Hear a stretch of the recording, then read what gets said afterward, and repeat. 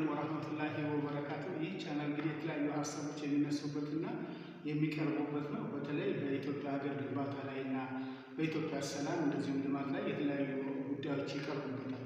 ዛሬ በዋናነት የምናቀርበው በተለይ ከኢስላማዊ የማህበራዊ ለውጥ ግንባታ አንጻር ምን ማየት እንችላለንና ምን ማለት ነው የሚለውን ነገር በአጭሩ ለማየት እንሞክራለን። በተከታታይ በዚህም ላይ እንግዲህ የተለያዩ ሀሳቦች እያቀረብን የምንሄድ ይሆናል። በዋናነት በኢትዮጵያ ውስጥ አራት መሰረታዊ ጥያቄዎች ሲንከባለሉ ቆይተዋል።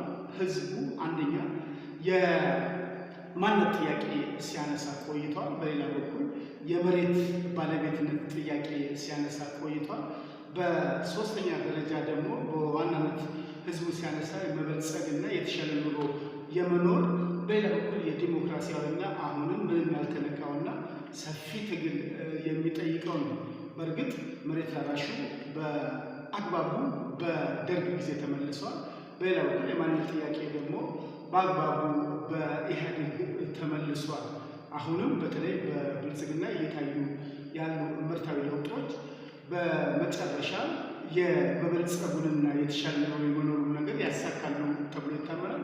በሌላ በኩል ካልቲቬት መሆንና መዳበር ያለበት ከዚህ ከዲሞክራሲ ጋር ያሉት እሳቤዎች በደንብ መታየት ያለባቸው ናቸው። በተለይ ከዚህ ቀደም በነበረን እንትን የማናካትት ብዙ ጊዜ በተለይ ሰፊውን ቁጥር ይዘዋል የሚባለ ሙስሊም በአብዛኛው በፖለቲካው ተሳትፎ ዳር የሆነበትና በኢኮኖሚው በተለያዩ ምክንያቶች ማርጂናላይዝድ የሆነበት ነው። ስለዚህ ይሄ ትልቅ ኃይል ያለው በተለይ የኢትዮጵያ እስላማዊ ማህበረሰብ ለውጥ ግንባታ ይህ ጽንሰ ሀሳብ በኢትዮጵያ ሀገራዊና ዓለም አቀፋዊ በኢስላማዊ ጽንሰ ሀሳብ የተመራ ማህበራዊ ለውጥ ነው።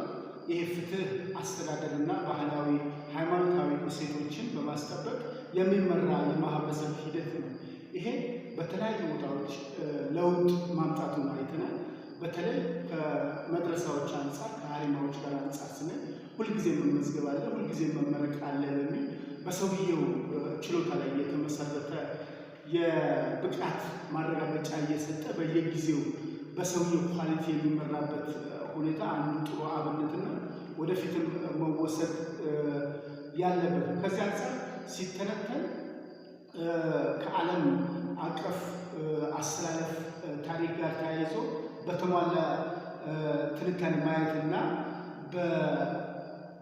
በተለይ ኢስላማዊ የሚያበረታታቸው የፍትህ የእኩልነትና ፍጹም ተግባራት ሴቶችን በማህበራዊ ለውጥ ውስጥ የሚከተሉትን መንገዶች ልናይበት እንችላለን።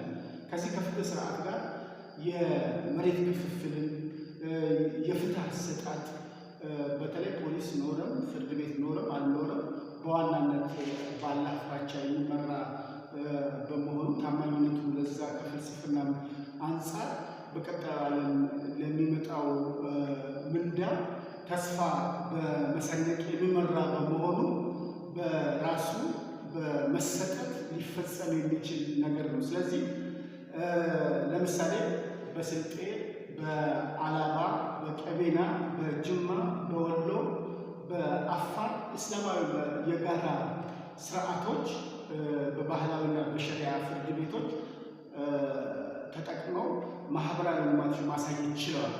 ይሄም በተለይ በሴትና በወንድ መስማማት፣ በሌላ በኢኮኖሚ እድገትም ሱዳን ብናይ ከ58 በመቶ በላይ ሴቶች የተማሩበት በሂደት ላይ ያለና በተለይ በኢትዮጵያ ውስጥ ሀሪማዎች አካባቢ የማህበረሰቡ የስነ ልቦናና የኢኮኖሚያዊ አቅም በማሳደግ ረገድ በተለይ የሴቶች ትምህርት የሚበረታቱበት አሁን በተለይ አንዳንድ ሚዲያ ላይ የጾታ እኩልነትን የሂደቱ ገና ቢሆንም ከዚህ አንጻር ብዙ መታየት ያለበት ከኢትዮጵያ ሀገር ግንባታ አንጻር ስናየው በዳር ዳር ያለው የአፋር፣ የሶማሌ እነዚህ አካባቢውን ሲጠብቁ የቆዩበት ዋናው ፍልስፍና አገርን መጠበቅና እምነትን ማቆየት በሚል ስለዚህ ሁሉም የሀረር ከተማን ፈርጥነት ብንመካ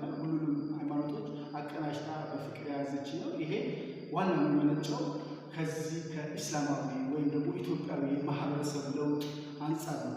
ዘናም በራስ